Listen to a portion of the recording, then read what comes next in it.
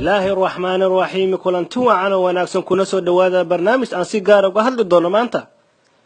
fanaanada loo yaqaan Saadiya Cabdullaahi Maxamed Saadiya Gurey oo dadka Soomaaliyeed wada yaqaanaan Saadiya Siman oo ah fanaanada ayaa soo sameysay xiriir jacayl oo qoto dheer ah gabadhan da'deeda 22 jirka ayaa xiriir la soo sameysay wiil ay yaraanteedu isku dugsi ahaa markii waa ninkii ugu horeeyay ashkaasado ahay isku dugsi oo ahaa jirnay adiga ahayd qabsan 11kii 1000kii manaas ahayd isku dugsi ahaa jirnay iskool oo isku xaafadna markii shaqaansiga ku soo yara bartana ma arag wada kala shaqadii markii ay fanka ku soo biirtay waxa jaceelkeedii mar labaad nasiib u helay Sikriya Cabdullaahi waatana iyadoo noo sharaxaysa Saadiya Siman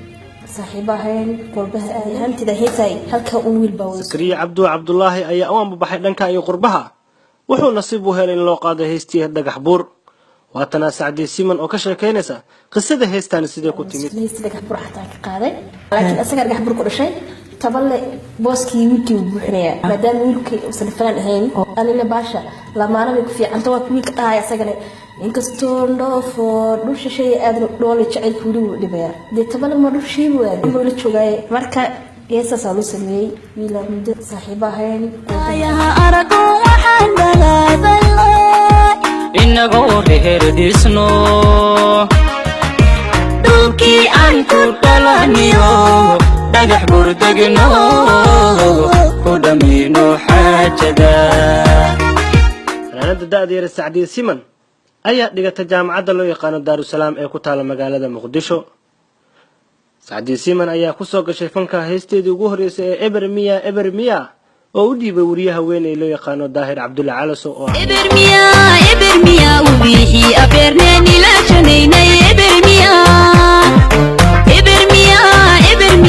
ahdigeenu gaarnay araskeeni Ebermiya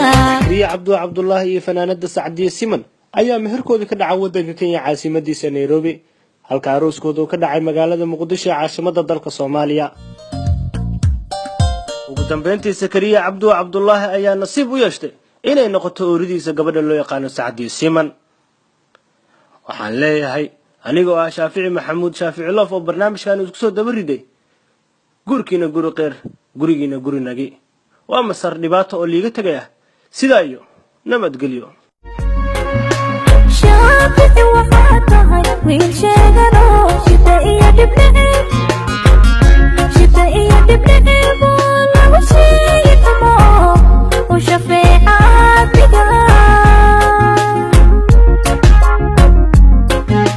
شافتي وفاتها وين شغلوا شتائية دبلي ولا وشي يتمو وشفيعات بقى